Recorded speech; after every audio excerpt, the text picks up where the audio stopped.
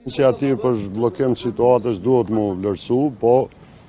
e thanë edhe liderët e dy partive më të mëdha opozitare, nuk i kemi numrat, atë nëse nuk i kanë numrat, unë nuk e di se cila do të jetë ajo zgjidhje,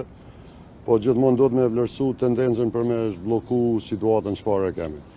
Edhe mendoj që është iniciativë e mirë, unë më shumë kisha thonë që në reflektu edhe partia e parë,